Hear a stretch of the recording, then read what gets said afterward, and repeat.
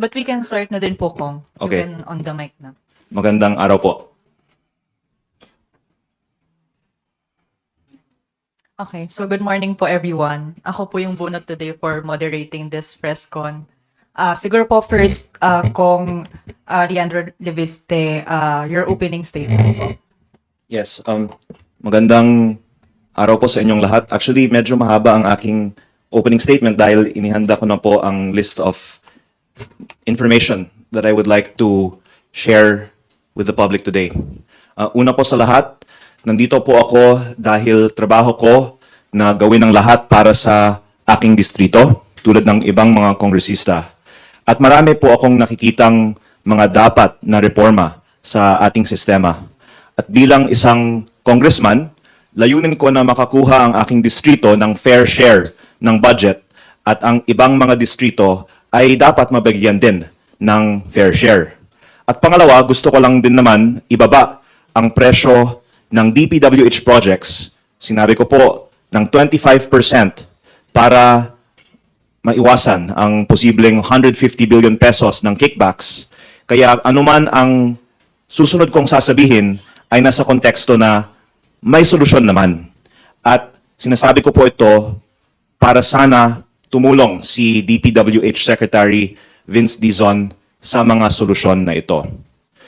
My first point today is that contractors are part of writing the DPWH budget and allegedly pay DPWH officials for budgetary allocations from the non-allocable or so-called leadership fund that is prepared by the DPWH. And as I will say more about later, I heard that Secretary Dizon and his team have connections with contractors, and in the interest of transparency, should disclose all of their connections with contractors and any knowledge that they have on the possibility of kickbacks from DPWH projects.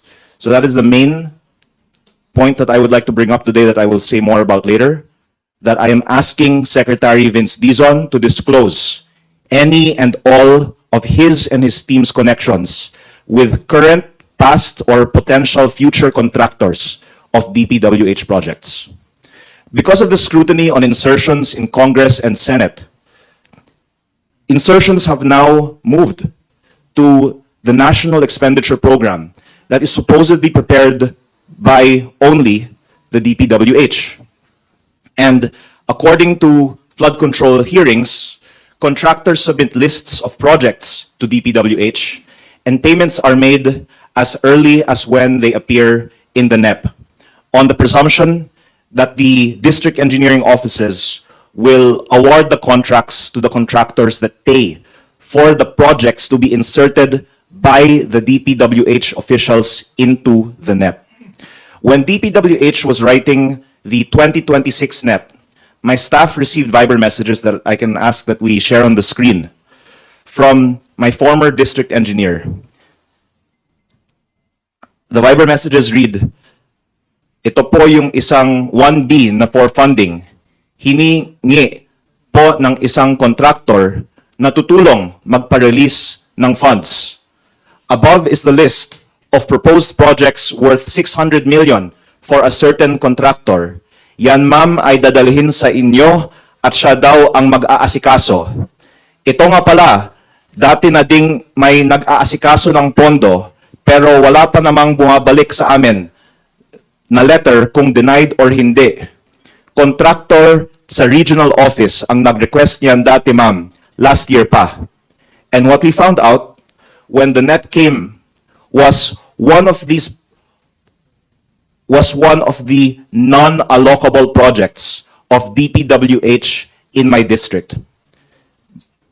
Perhaps kasama ito sa leadership funds na binanggit ni former Secretary Bonoan sa Senate Blue Ribbon Committee hearing. The point being that if this was how the NEP was written in my district, na bago lumabas ang NEP, pinakita sa akin ng isang DPWH official na ito ay ipapasok ng contractor at yan ay lumabas at nakatag as non-allocable, meaning hindi po ito proposed ng congressman. Ito po ay hindi nga magagalaw, kaya nga non-allocable ang tawag ng congressman. Ito po ay ipinasok ng DPWH na may pruweba tayo na galing sa contractor, baka sa ibang distrito, ang mga contractors ay may mga insertions din sa 2026 budget, which if we tie it together with the testimonies in the Senate Blue Ribbon Committee hearings na sabi daw nagkakaroon ng mga kickbacks paglabas pa lang ng NEP, it could well have been that there have already been projects that have been paid for in the 2026 NEP.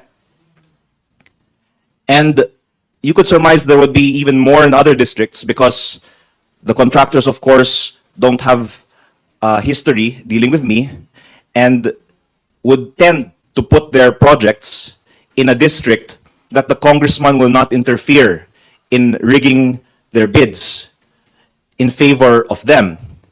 And while I was newly elected, I was approached by people saying that contractors were in talks with DPWH to download or magpababa ng mga proyekto sa distrito ko. I have also heard that many of the projects being implemented from the 2025 budget in my district were also inserted this way, again, not through congressional insertions, but mga ipinasok ni Regional Director, ni USEC, baka mga kaibigan ni Secretary. This, I think the public should know, is how the DPWH budget, at least in my district, was written. Based on what I was told, may mga contractor na may mga kakilala daw sa DPWH na nagpapasok ng mga projects. At again, weaving it together with the Senate testimonies, meron konsiderasyon. Kaya ipinapasok mga ito ng DPWH at ang mga contractor na yun ang nakakakuha ng mga kontratang ito. And that it's the officials in DPWH who have been reportedly engaging in these transactions. And that the consequence from a policy standpoint is because my district will not allow rigging of bids, then this portion of the budget, which is non-allocable, which the DPWH can put in districts of their choosing, will not be put in districts like mine, where there is no rigging of bids. And so, the tendency would be for these projects to be parked in the districts where they have the highest confidence that they can earn the most if their objective, which they can disprove, and we would be glad if they could disprove, is to earn from these projects.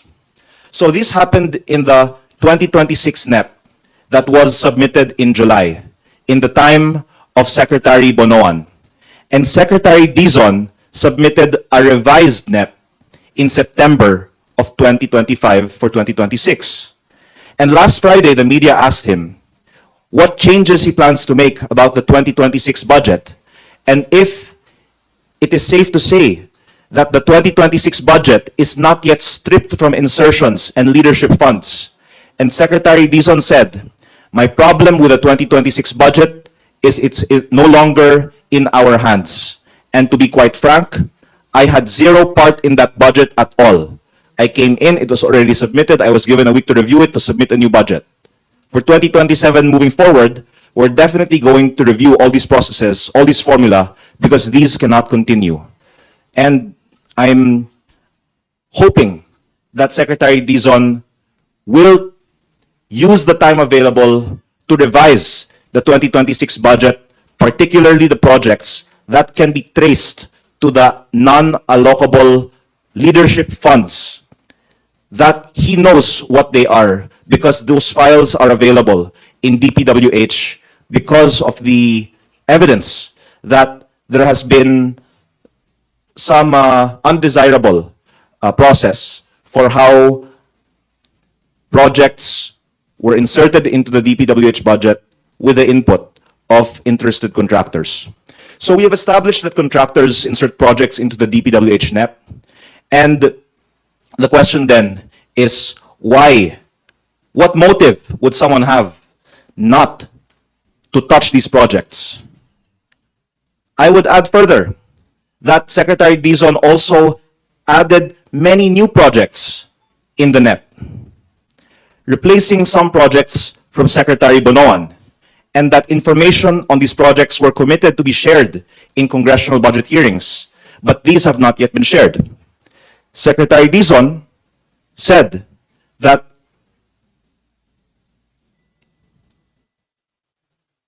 as I will show in a video later, these projects would be disclosed.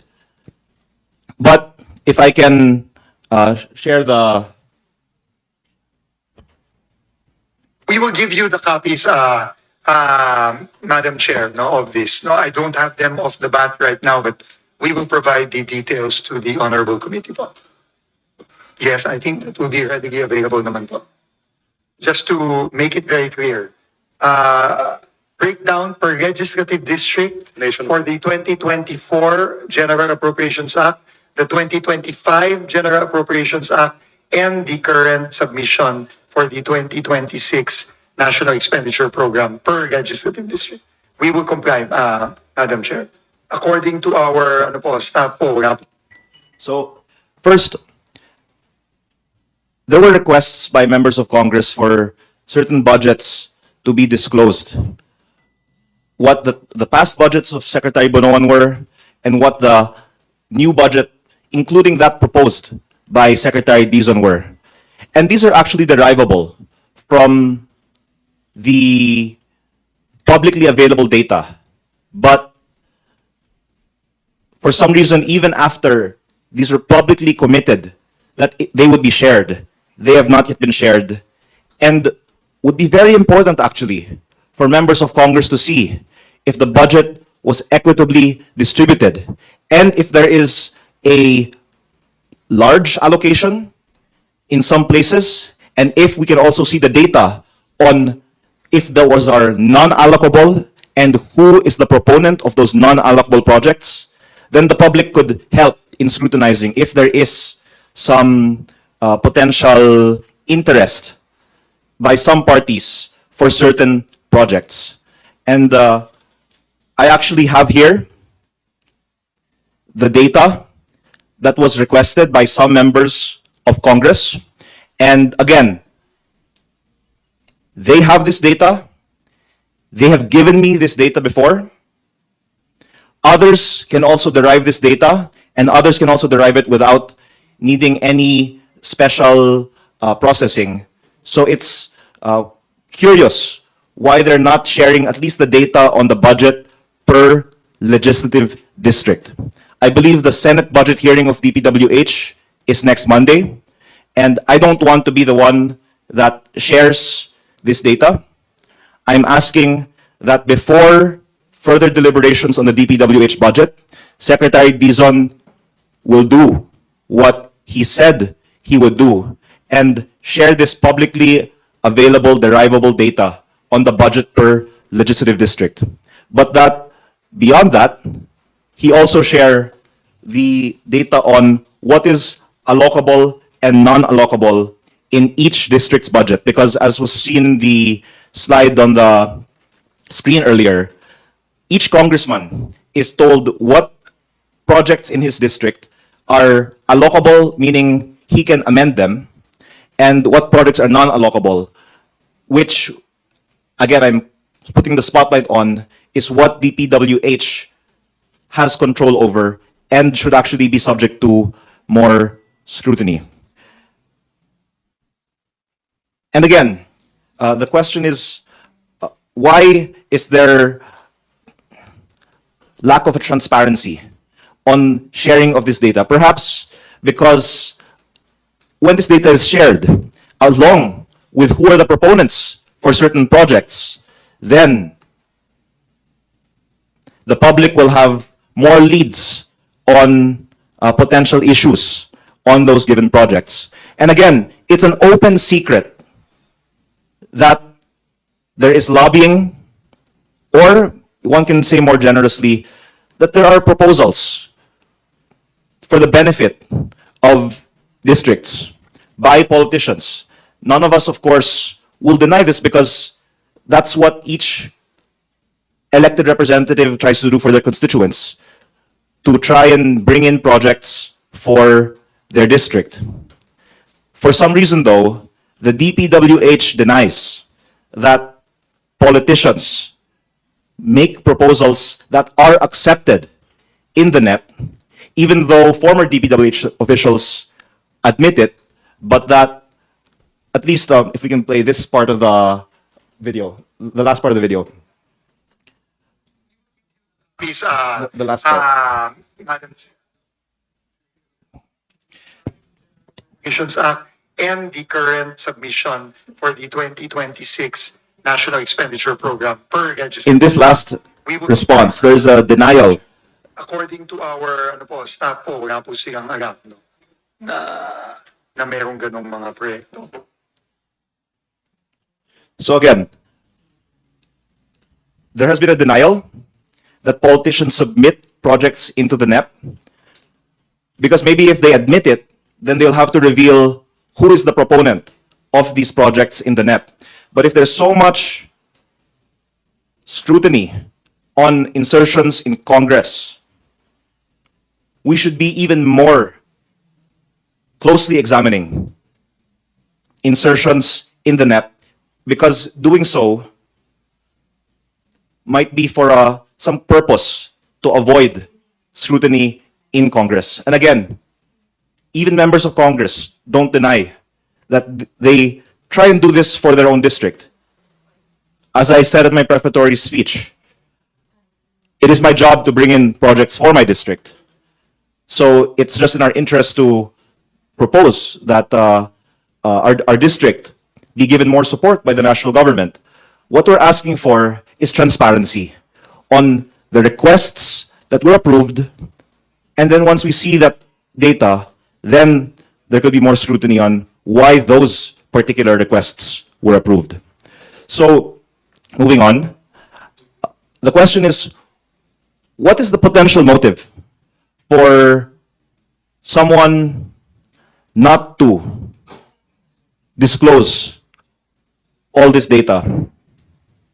I mentioned earlier that Secretary Dizon's NEP added many new projects. You can see that there was a reduction in the flood control budget of Secretary Bonoan to Secretary Dizon, of course, by a very big amount. But there was additions in asset preservation and also in multipurpose buildings in a total amount of around 75 billion pesos that was also raised by other members of Congress.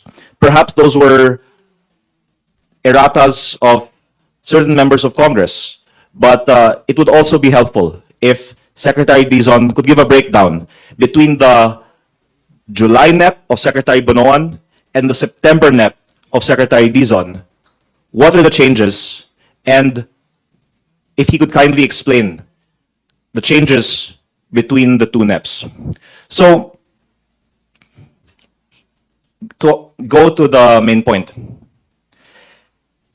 As to the potential underlying undercurrent for all this, I've heard talk, including in Congress, that Secretary Dizon and his team have connections with DPWH contractors, and that certain members of Secretary Dizon's teams are, in fact, contractors.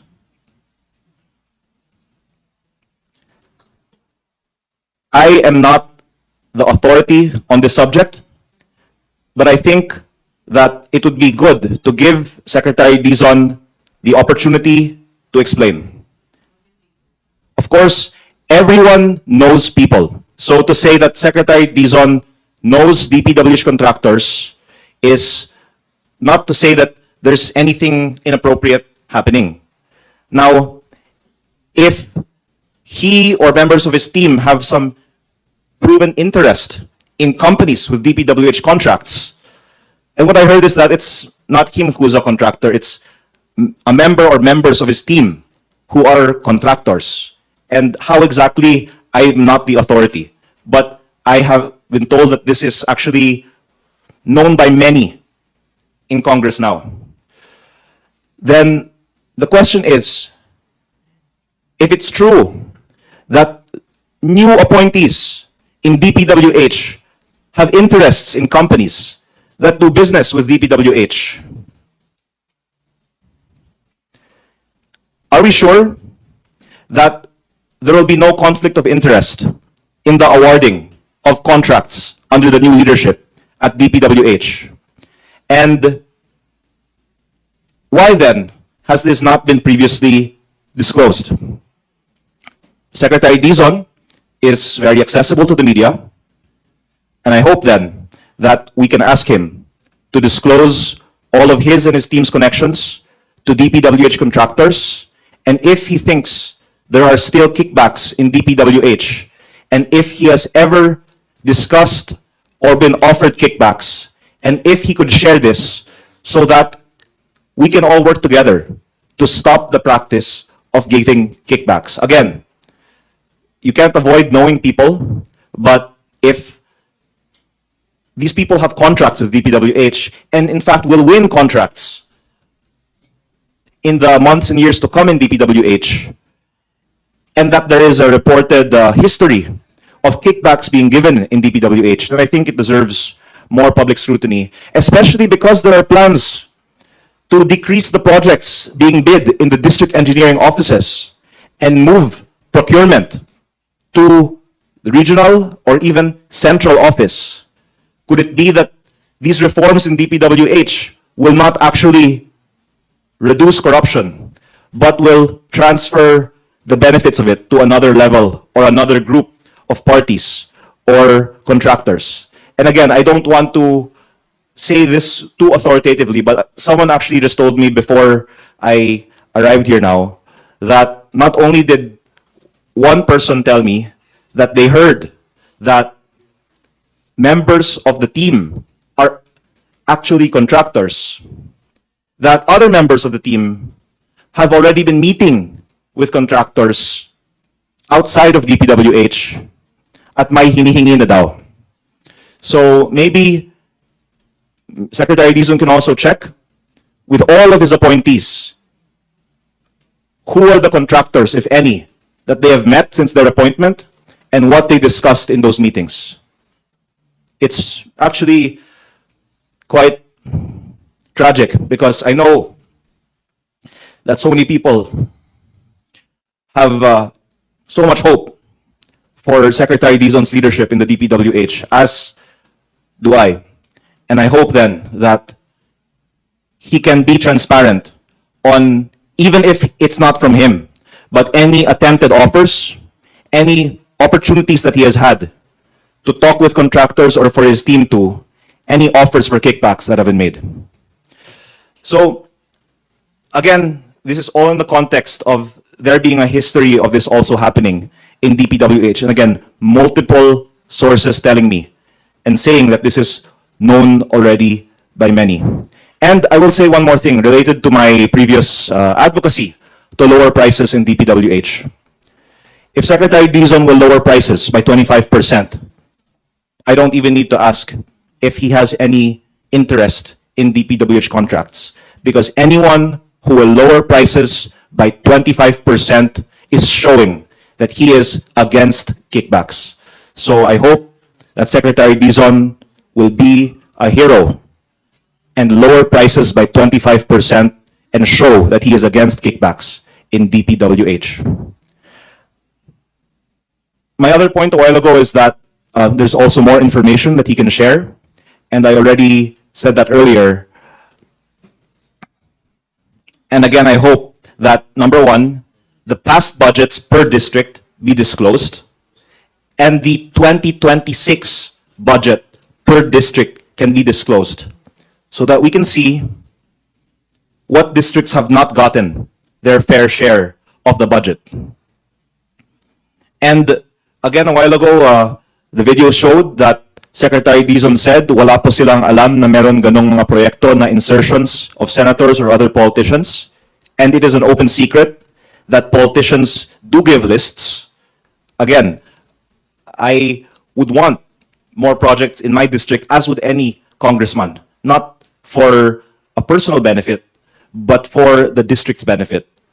And I think that it will be good to be transparent then, because if I were granted my request, it would be for additional classrooms. But if there are requests before for flood control projects, and then asphalt overlay, or overpriced solar streetlights, let's just be transparent on what people have requested that has been granted in the budget. Because again, Secretary Bonoan admitted that there is a leadership fund. To add, out of the 600 billion pesos DPWH budget, there's allocable and non-allocable. And if I'm not mistaken, there's around 400 billion of allocable. So there might be close to 200 billion of non-allocable, which the district representatives might not know who is behind. So let's see what this non-allocable is. And that, again, there's even some data that I have here. There's other data that others also have. Much of this can also be pieced together from other publicly available sources, and there's really no reason for this not to be disclosed, because others anyway have it. I just hope that Secretary Dizon be the one to share it, and preferably before the Monday Senate budget hearing. And just to make another point, Congressman Toby Chanco also recently asked the Committee on Appropriations to disclose the projects submitted by congressmen to the House APRO Committee. I highly respect Congressman Chanco, and he is really the source for much of what the public knows about congressional insertions in the DPWH budget. And what I'm adding is that the insertions begin in DPWH, but to Congressman Chanco's point, every congressman has been given a baseline amount of insertions, or we now call them amendments, of 150 million pesos. This is an amendment. There's nothing irregular about it, and this is part of the job of members of Congress to identify needed projects. So there is a 150 million peso per congressman amendment into the DPWH budget. And some have been given more and some much more. And Congressman Chanco's point is that the Appropriations Committee has the list of what each member of Congress has submitted and has been granted, including of Congressman Chanco says party list representatives. So if you can see what a district representative has in his district, you can also see what a representative that it goes beyond the district has submitted. And there's certain cases where these representatives have large budgets, which are worth looking into, and in some cases where they also have ties to the contractors that end up getting awarded these projects. If I can just share the following that affects my district. Certain contractors have allegedly cornered large allocations in the DPWH budget, and if a district representative does not allow rigged biddings and that does not accept kickbacks, then these budgets might be allocated to other districts. And again, if DPWH shares the data on who are all these proponents, then I hope that would help also clamp down on the potential issues in this system, and that we don't have contractors paying for budgets to be allocated to certain districts. If I could give an example, CWS party list representative Edwin Garjola is said to be able to allocate large budgets for roads of DPWH, especially in Batangas. I have information that Congressman Garjola is the proponent for road projects in my district in some way.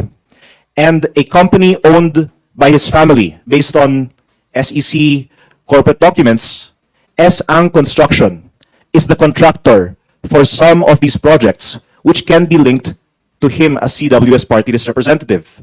And another company that he is connected to, Redicon Trading, is the contractor for other projects that people, including DPWH, have told me were amendments into the budget facilitated by Congressman Garjola. He has been said by others here in Congress to me as being a big buyer of project budgets and was also very close to Secretary Bonoan. Some of these road projects in my district are, according to technical audits, substandard, and the Sangguniang Bayan of Tuy, Batangas even complained that the road that he is building was asphalt, whereas because it is a flood-prone area, it should be concrete.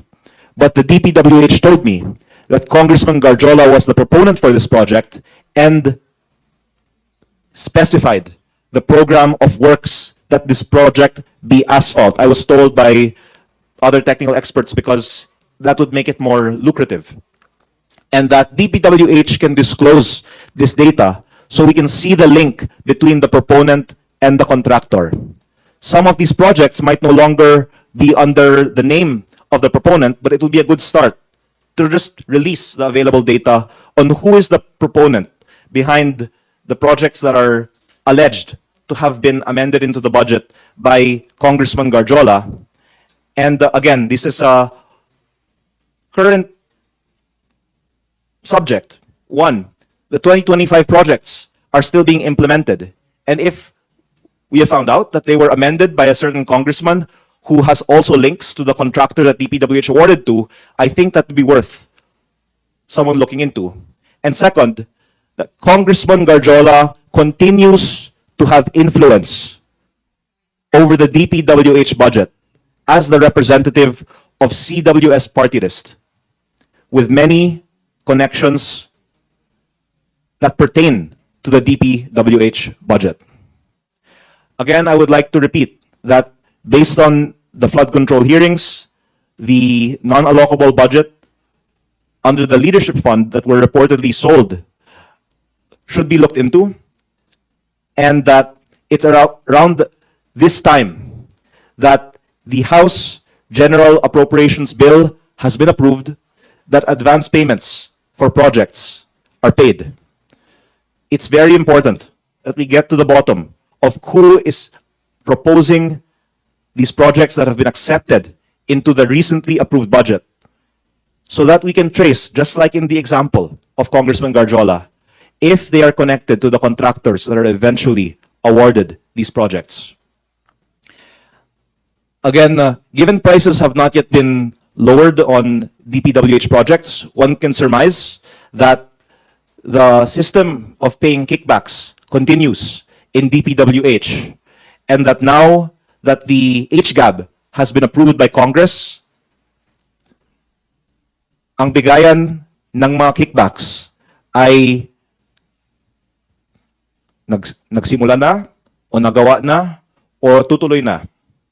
And that including those that would be paid to the DPWH officials who inserted projects into the NEP, which is why we're advocating that we revise the NEP that was submitted, because these still have projects that were inserted from the time when at least it has been testified that this practice was being done. And with prices this high, it's already been factored in. I think that there is room to give kickbacks, as I've already previously said, and at least in my district, I have asked the Committee on Appropriations to lower the price of the DPWH projects. Kung meron po akong sabihin mong 1.6 billion pesos in DPWH projects sa aking distrito, pwede akong makakuha ng sabihin niyo po 15% out of a total 25% of kickbacks. So sabihin niyo po sa 1.6 billion of DPWH budget for 1st District Batangas, there's a potential 400 million pesos in kickbacks. And dahil hindi ko kukunin yun, hiningi ko sa Committee on APRO na ibaba na lang yung mga presyo, yung 1.6 going 1.2, or actually yung road projects na 1B going 700M na lang, so that the savings can be used for other projects in my district. But again, unfortunately, my district has been affected in terms of budgetary allocation because some of these big buyers of budgets, as reported, won't put projects in my district because they know that in my district engineering office, bawal ang pagluluto ng bidding at bawal ang kickback.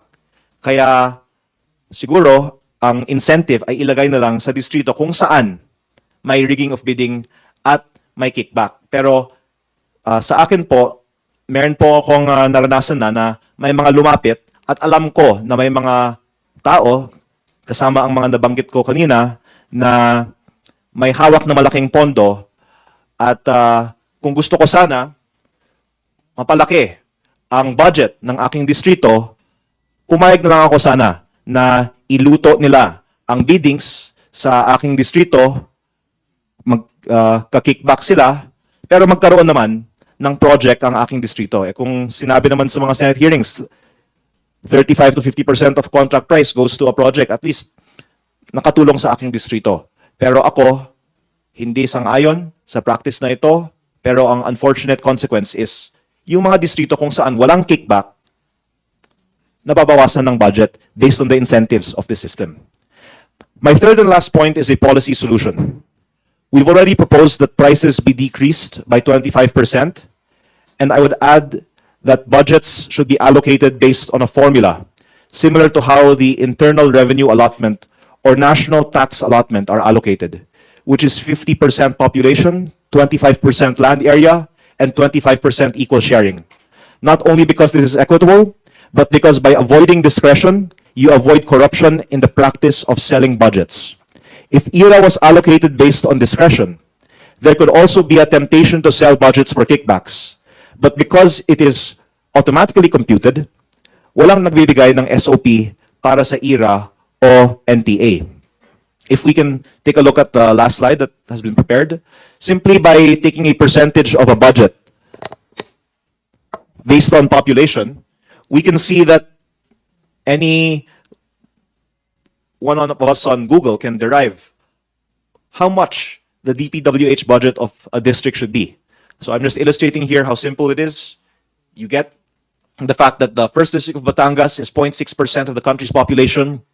Another district could be 0.7%, and multiply that by the DPWH budget. That at least is a starting point.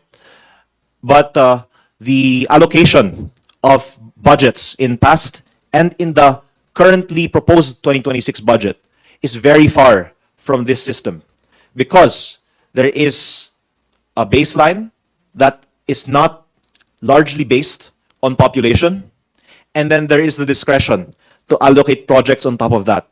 And the point that I'm making in today's press briefing is that a lot of that non-allocable budget, of which there is available data that can be disclosed, has been reported to be given in exchange for consideration. And the consequence of this system is that yung distrito na walang kickback ay nababawasan ng budget at yung distrito na may kickback ay binibigyan ng budget. And to wrap this up with a solution for the 2026 budget, we can give an example. If we lower the budget by 25% on 600 billion, there will be 150 billion in savings. Even less, let's say 100 billion pesos in savings. And we can see that based on the populations of many districts in the country, they don't even get half of what their fair share would be. I hope that after we see how much wrong there is in the current proposed DPWH budget, there will be this reduction in prices and that the savings can be allocated to the districts that have not gotten their fair share based on population, so that we hit two birds with one stone. We lower prices, and from what could have gone to kickbacks, we instead can fund needed projects in underserved congressional districts. On a final note, I am thankful that Secretary Dizon said in his press con last Friday that he would like to do something like this for the 2027 budget. But to avoid more contractor-sponsored projects, and in equitable allocation of budget in the 2026 budget, I believe there's still time to do this for the 2026 budget. Thank you. So the floor is now open for questions po. Sino pong gustong mauna? Okay, Marian Enriquez po of News 5. So just to clarify, sir, you're accusing Secretary Dizon na may mga bago siyang in-add na new projects, ni-replace yung new projects from Bunoan, and Dizon has connections po sa mga contractors. Kailangan niya i-disclose yung connections na yon. Sinasabi niyo po na yung members ng team ni Dizon ay mga contractors. Yet, all of these are hearsay. Wala po kayong ebidensyang maipresenta sa amin? Well, first of all, I wouldn't want to say that I'm accusing, but that I am asking him to disclose and be transparent on whatever connections he or members of his team might have. Let me first go with what are the facts. The facts are that, first, in the Senate budget hearings, it has already been disclosed that there are insertions into the budget with the involvement of contractors giving consideration. And in my own personal experience, I have been approached by DPWH officials with lists from contractors saying they will propose it into the budget, and that came into the budget of DPWH. And that it has been reported that this is widespread. Kung meron sa distrito ko, baka mas marami pa sa ibang mga distrito. So this is the context before Secretary Dizon came into the picture. And I have great respect for the real improvements that have been done in DPWH since Secretary Dizon came into the picture. And so I am relaying what I have heard from multiple sources, that Secretary Dizon or members of his team have connections with DPWH contractors. I was told by one source, some in his team are contractors. And yes, this is just what I was told. And I was told by another person that others on his team, even those who are not contractors, have been talking to contractors at may hinihingi. And maybe after I make this statement, some people can actually come out and say, yes, may hiningi ang mga opisyales ng DPWH sa amin. I say this, of course, sensitively acknowledging that we have to work with the DPWH on the budget and on the projects in our district being implemented well. And I hope that this does not get taken personally. And I am not saying this in a political context. I'm saying this from a intent for there to be reform based on the proposals that I've made for DPWH. But I would summarize everything that I'm saying by saying that I am asking Secretary Dizon, in the interest of transparency, to disclose all of his and his team members' connections, discussions, and interests in contractors and companies that do business with DPWH. Okay, sir. Next question. Marivic Trinidad of MDT. MDT. Sir, when did you learn about this contractors?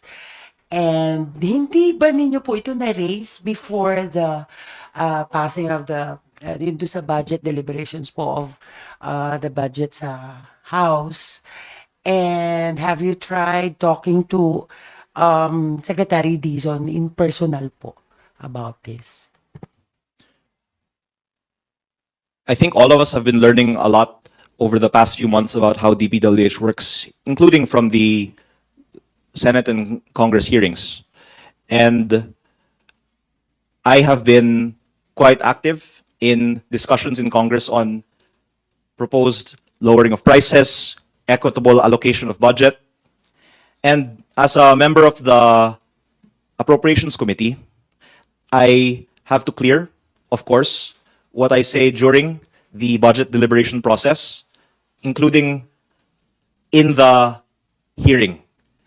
I've had a lot of discussions with other members of Congress, but of course I have to also balance that with respect for the leadership and the committee, and was hoping that my recommendations be taken into consideration. But as you also know, on Monday, citing that the price of the DPWH projects has not been decreased, I voted against the 2026 General Appropriations Bill because, again, I've wanted these changes to be made during the deliberations in the House. When I saw that they were not made, I voted against. And now I am here to share more in hopes na pwedeng ayusin pa ang 2026 budget. It is not too late to fix the 2026 budget.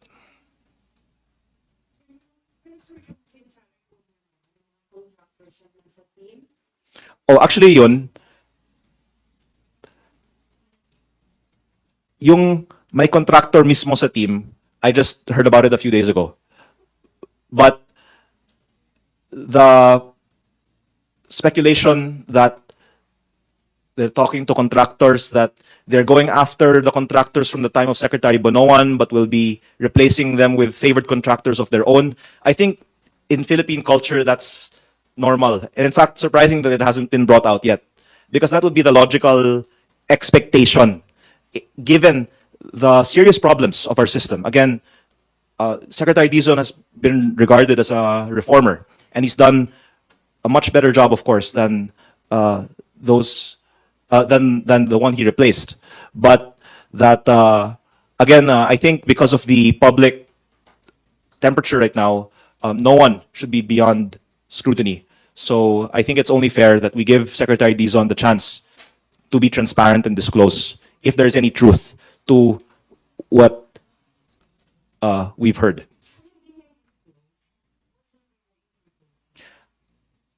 I think it would be good to ask members of Congress what they know, because I am one out of 317.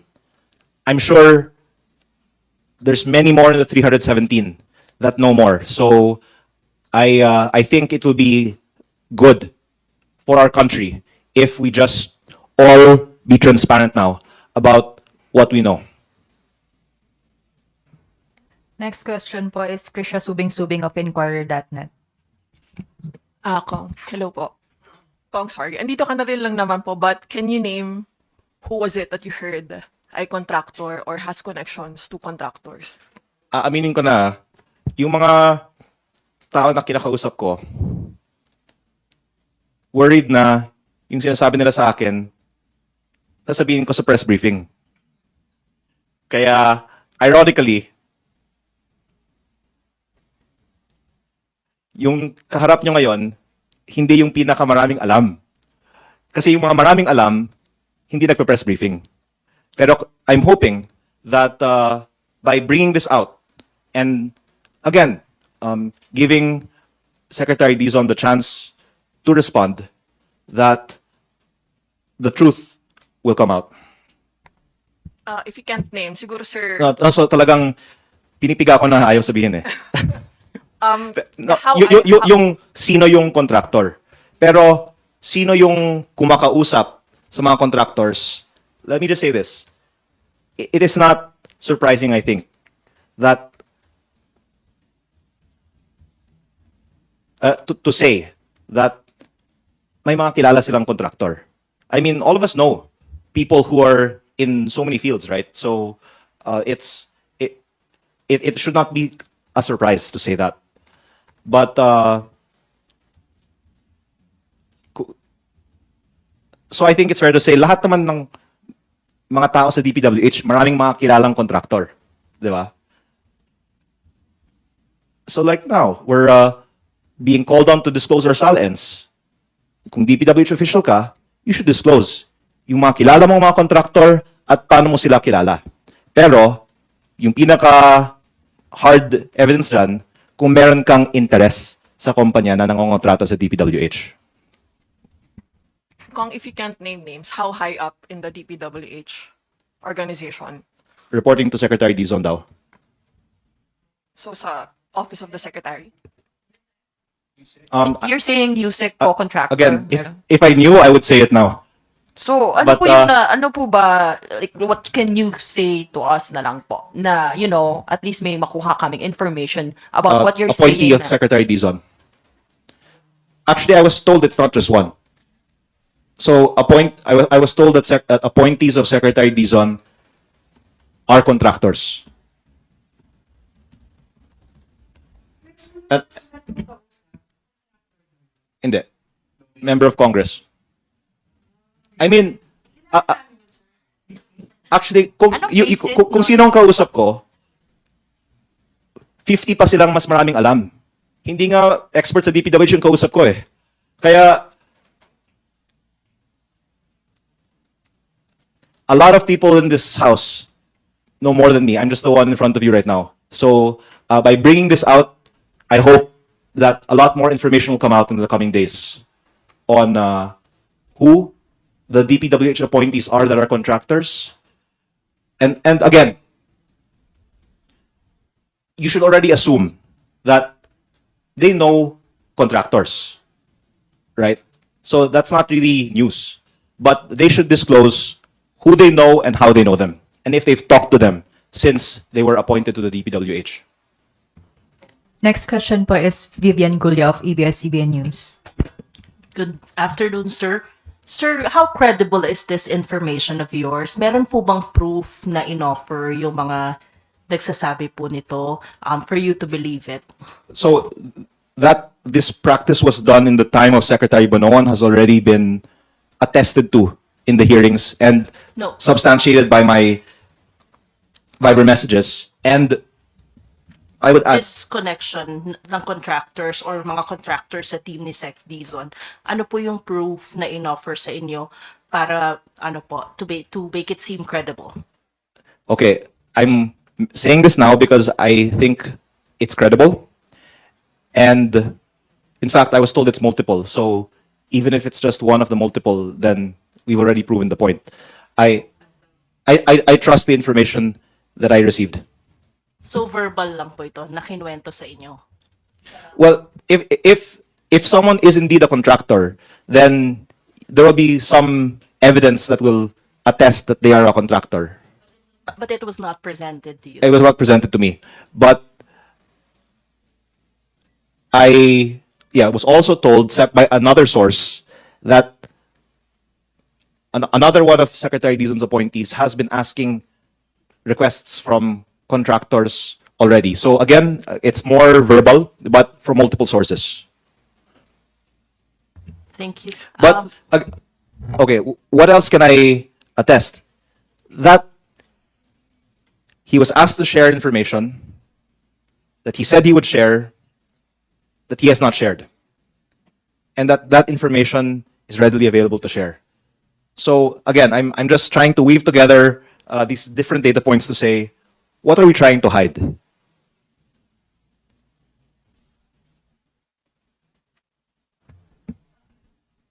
Sir, are you in talks with, Secretary Dizon na nakakausap mo ba siya? Yes, actually, Anong sabi po niya dito sa mga requests po ninyo? Yung, kumbaga parang ang lumalabas is you're challenging him to disclose everything that he knows. Ano po ba? Mayroon po ba siyang reply man lang sa inyo?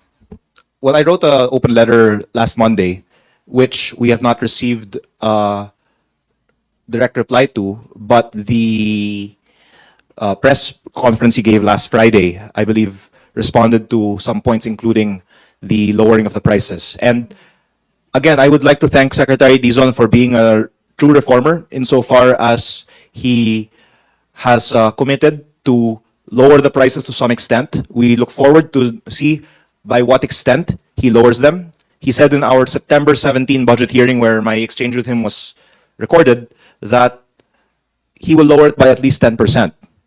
But I think it can be lowered by more. Up to 25, I would say, is reasonable. But if somewhere in between 10 to 25, that will be good. And again, whatever allegations there are, if he lowers them by 25%, he's proving that he's not getting any kickbacks. But I have not talked to Secretary Dizon about his connection with contractors, of course. But I would just confide that every congressman's motive for a DPWH budget hearing is for their district, right? So for my part, I would say I'm saying these things because I want the best for my district.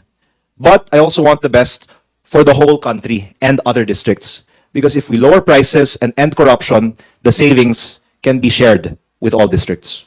Sir, sorry, habol ko lang. If you have comment dito sa pag-livestream ng BICAM, will this address yung mga doubts? No, that- because I think that Congress and Senate are the focus of scrutiny on the DPWH budget. And what I'm saying is the NEP is full of insertions of contractors and other sponsors. And the DPWH Office of the Secretary can bear all of this information. So whatever you see in the floor of Congress and Senate is only the tip of the iceberg. The iceberg is in the office of the DPWH Secretary. Gawa na yung budget eh. In fact, lalong kailangang amendahan ng budget dahil lumalabas nga sa mga committee hearings after the budget was devised na may ganito palang mga katiwalian sa paggawa ng budget. So in fact, it's wrong to say that we should not have congressional insertions in the budget. Because if the original NEP has these alleged contractor-sponsored projects, then if we want to reduce corruption, first of all, we lower prices across the board, and then we take out the contractor-sponsored projects and put in the projects that are really needed by our districts, which, again, I'm just being transparent. In my district's case, what we need is classrooms, because I'm advocating for budget based on population, because we have double, triple, quadruple the population of other districts, and if we're only getting the same budget as an average district, then kawawa naman yung mga bata sa aking distrito na kailangan na makipagsiksikan dahil kulang ang budgets na binibigay sa mga malalaking distrito. Next question po, Yanez Capanti of GMA News Online. Good afternoon, sir. Sir, since you mentioned these are appointees of Secretary Dizon, would you say na nagkulang rin siya sa due diligence in vetting these appointees? Actually, you can background check on Google the new appointees in the DPWH and find that there have been allegations of corruption to them in the past.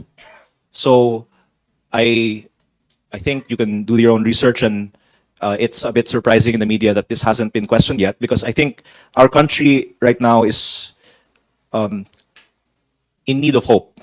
And we have seen in Secretary Dizon a possible chance for reform in the DPWH.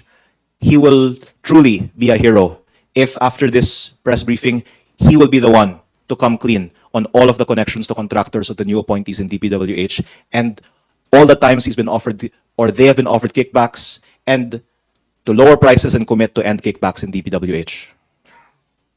Sir, follow-up lang po. So, Secretary Dizon is aware that members of his team are...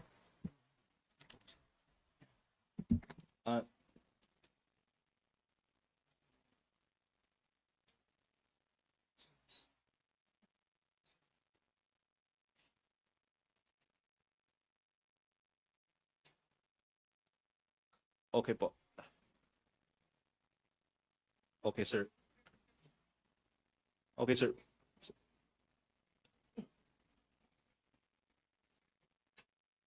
Yes, sir. Basta, sir, ang gusto ko, transparency and equitable allocation ng budget ng DPWH. Ayokong paboran lang ang aking distrito. Gusto ko wala ng korupsyon sa buong bansa.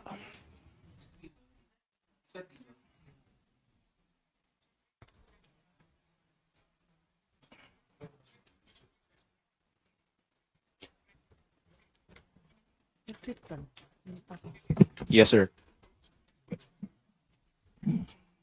Yes, sir. Basta, sir, pag may savings, sana po,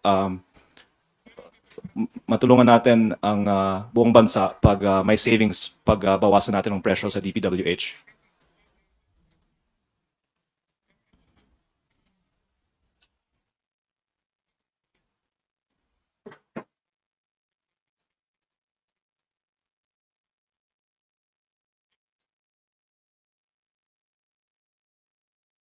Yes. Thank you.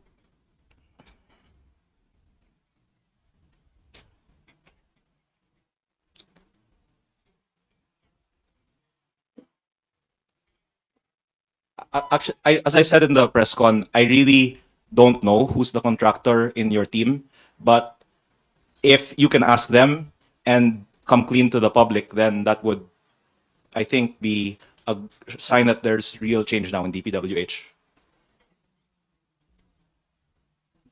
Meron bang kumausap sa contractor recently?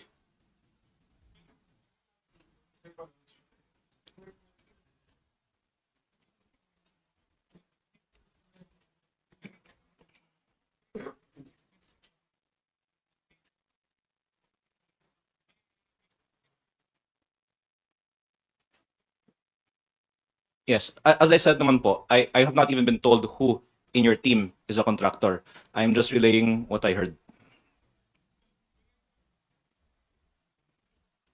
Pero I think it's unavoidable na DPWH officials talk to contractors. So maybe Sec Vince can explain what was discussed in those meetings.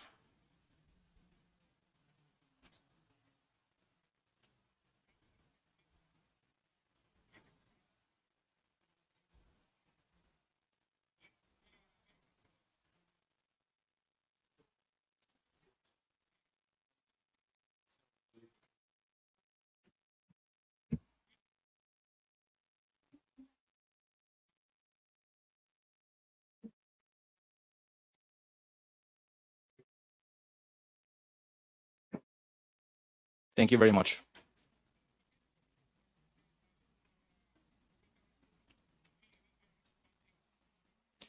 And then pag ibaba naman natin yung presyo, pakita natin na wala tayong pinaprotektahang kita ng contractor.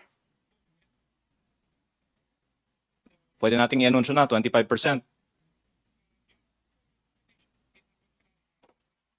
Kino-compute pa.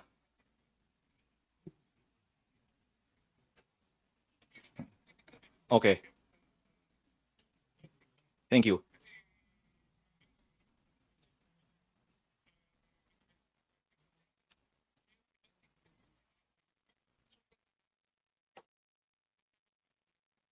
Thank you.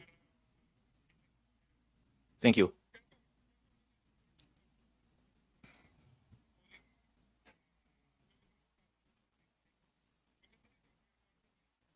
Yes. Thank you. And even beyond the appointees, of course, we know that the bureaucracy of DPWH is still intact from the past. So it would be good to also use this as a warning to others who are contractors in their bureaucracy.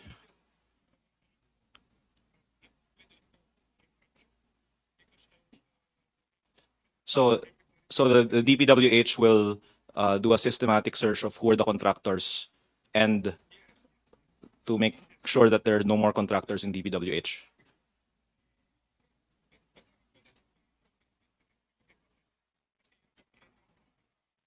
Yes. Yes, thank you. Thank you. Thank you. Bye. Sir, si Sec ba inyong kausap?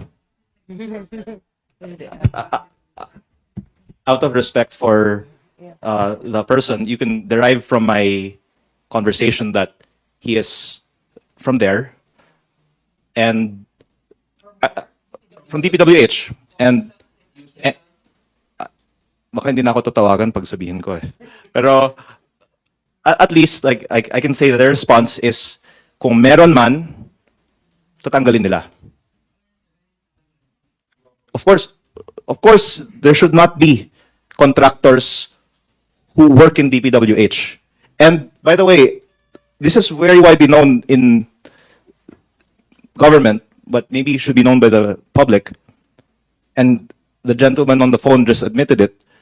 Among the regional directors and district engineers, there's so many contractors who work in DPWH because it's logical if they're giving contracts to contractors, why not set up contracting companies themselves? That's from the DPWH officials themselves. Now, they're saying they will search who among the new appointees is a contractor and remove them. Commitment ba yung nakausap? Ilalahat nila yung mga kilala nilang contractors, maging yung mga appointees nila. May commitment. Hahanapin daw pa nila sino yung contractor sa kanila. Pero yung mga pag-uusap nila sa contractors, hiningi ko din na ilahad nila. So, of course, they're saying that they're not aware who's the contractor among them. I believe that hopefully will be clarified soon. But that, of course, they have spoken also with contractors. And I hope na ilahad din nila ano yung pinag-usapan ng bagong appointees ni Sec Vince sa mga contractors na kinuusap nila.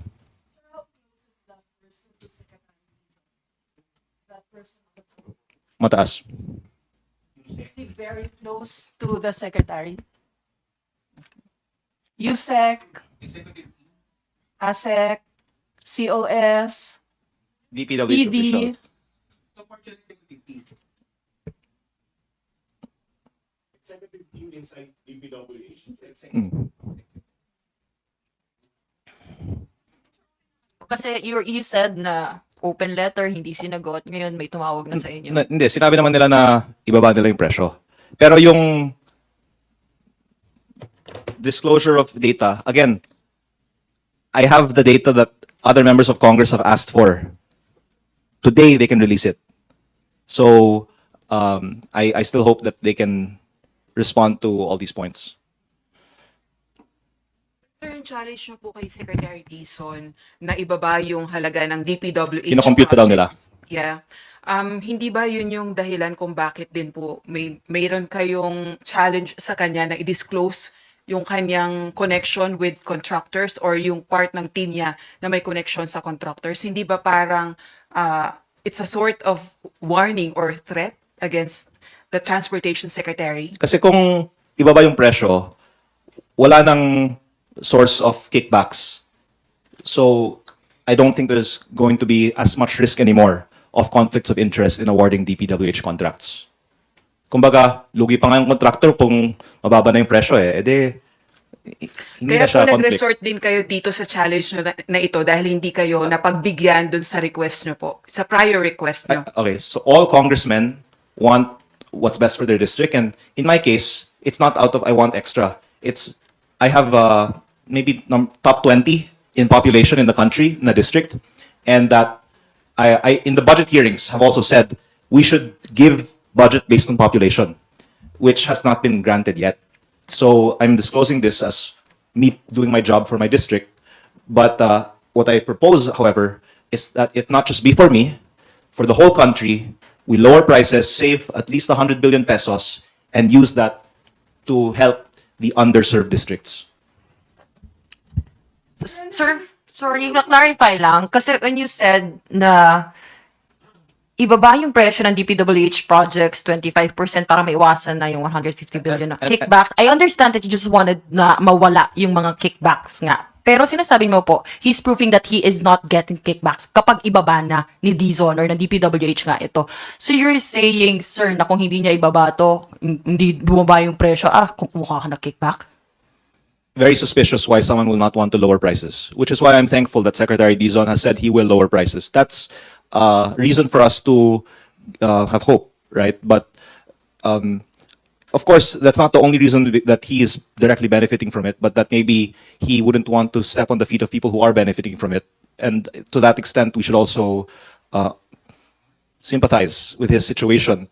But that if he lowers the prices, wala na tayong papag-uusapan na potential corruption sa office ng Secretary ng DPWH kasi pinakita na nila, ayaw nila ng kickback. Again, I'd say there's so much focus on investigating who knows who and talk to who about what. We cannot get to the bottom of all of this alleged corruption in government.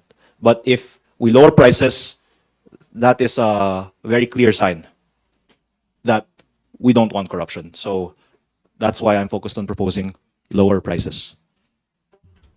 Red Mendoza po of Manila Times.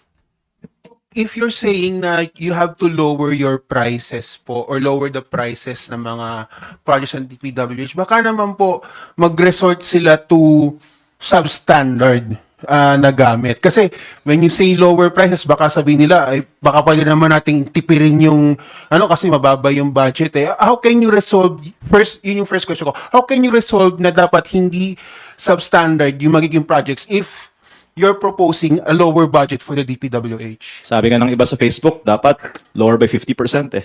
Kasi ang sabi sa Senate Blue Ribbon Committee hearings, less than 50% of the contract price actually goes to the projects. But the problem is if the district engineering offices will not do the quality control and audit the compliance on the program of works, which is why lower prices is not all. But if you lower it by just enough, then you will at least reduce the corruption because it's already been tested in the time of Secretary Babe Singson, who lowered the prices by 10%. Ang sabi dito, nabawasan ng corruption dahil binawasan ng 10%. Now, if you reduce it by 25%, there's a valid argument that you will also be reducing the quality from going from 10 to 25. Unless you have a very good reform already in the district engineering offices. But I think it should be more than 10. My last question na lang kung kasi of course you are part of the budget hearings over the past few weeks, including dun sa DPWH budget. Have you talked to Chair Swansing about this? Kasi parang ang dating sa amin na may alam kayo pero hindi alam ni Chair Swansing yung mga nangyayari. So have you talked to Chair Swansing about this? And if ever man, meron ba siyang reaction to that? And did she respect your vote na no for the budget? Kasi carb kayo na majority eh. Well, first of all, I would like to thank the House for allowing free speech because we are using their venue on their live stream, which proves that there is free speech in the 20th Congress. Second, that my focus is on the problem that emanates from the DPWH. And I hope that Congress can help solve the problem. But of course, there's so much interest in not solving it also. So the fact that we lowered the DPWH budget from 880 to 625 is a great achievement. I just want to lower it back to 450. But from the start, I have been giving my opinion to the Committee on Appropriations. They took some, like that flood control reduction, into consideration. But the revised GAB was given to members Friday morning and then voted on that afternoon and then third reading this Monday. And I haven't been able to, and in general, there's no time to really talk about all the issues because this is just one small issue in the budget, right? Or one issue in the budget. But that's why it's an ongoing process. The Senate budget hearing of DPWH is next Monday. The budget will still only be finalized at the end of the year. There's still time. Nasa lang. Are you willing to send a letter to Senator Win Gatchalian, the Senate Finance Committee head, to outline all of the points you raised here sa press con? Actually, I really want to give credit to Senator Gatchalian and many other senators. Senate President Tito Soto also made a statement in an interview a few days ago that he thinks there should be an across-the-board reduction of 15 to 20%. Senator Bamakino, during the Blue Ribbon Committee hearing, was the one who asked, what is the percentage of a project that goes into the project? And that's when Yusek Roberto Bernardo said almost 100% of bids are rigged, and only 35 to 50%, according to DE Alcantara, actually goes into the project. And I think Senator Bam also said that he will research on whether the CMPD and the DUPA is overpriced. So, napakagaling ng mga senators sa 20th Congress. Hindi po ito idea ko lang. Nagkataon lang, una, ang Kongreso magtalakay ng DPWH budget. But I'm sure higit pa ang mga analysis na ilalabas nila sa DPWH Senate budget hearing. Thank you. Any questions po? Ate Rosalie Cos po, UNTV.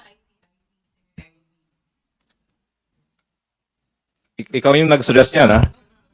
investigations? Do you want the Well, ICI to investigate Well, Secretary Vince? Secretary Dizon was in the ICI this morning about others, and I again do believe that Secretary Vince is doing a good job, given the very challenging job that he has.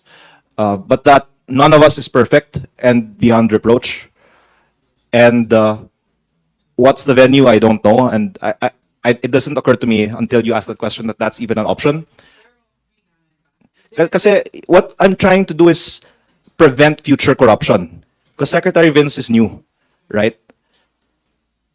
And there's some that you have to go out of your way to change. But there's some that's on your lap, and if you want to change, you can change. So I don't think that the forum is investigation.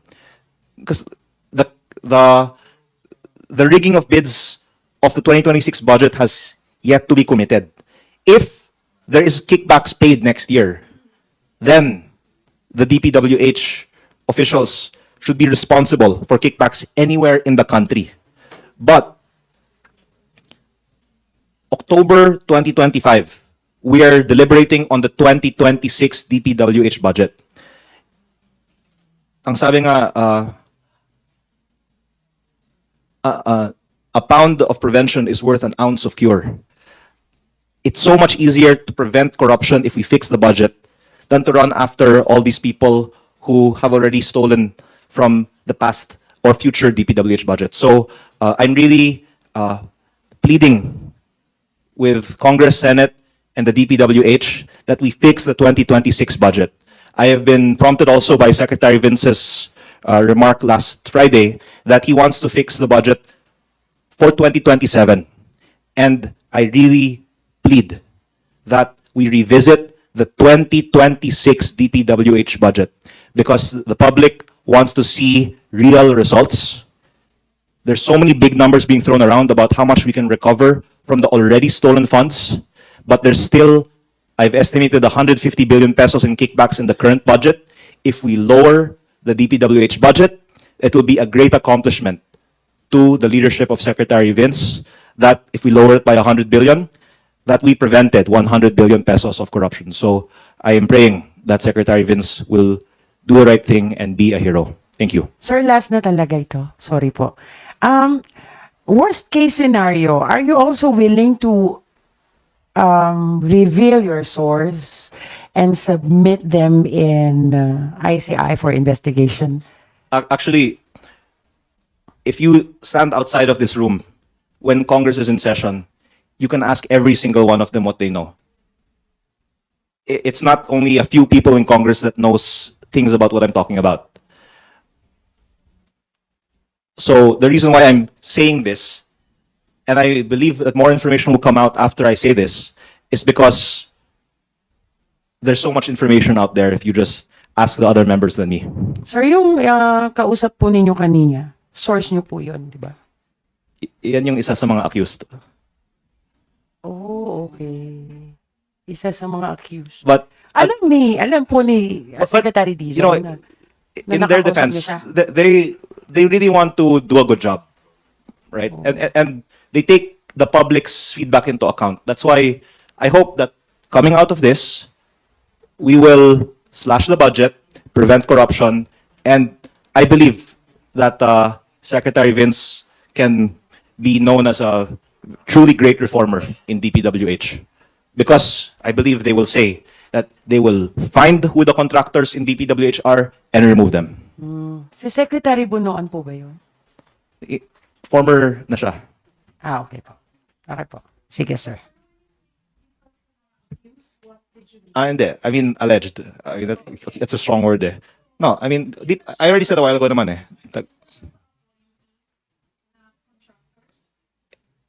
Hindi daw na nila alam sino eh. Kaya, no, I really don't know. No. Isang appointee. Pero I really don't know who it is. I'm just saying that I've heard from several that there are. But by the way, No, no, because I don't know who is the possible contractor because I was not told who, but I was actually told multiple, so I don't know who. Anyone's possible. If I was told who, I could have said it by now. But by the way, I would really say let's not just focus on the appointees under Secretary Vince because you can also do your own research. And the gentleman on the phone admitted, among the regional directors and district engineers, as is logically incentive by them, many have ended up being contractors of DPWH projects.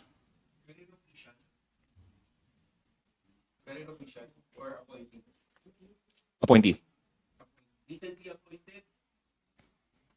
But again, we want solution, and I think they are committed to solve the problem. Thank you. Okay.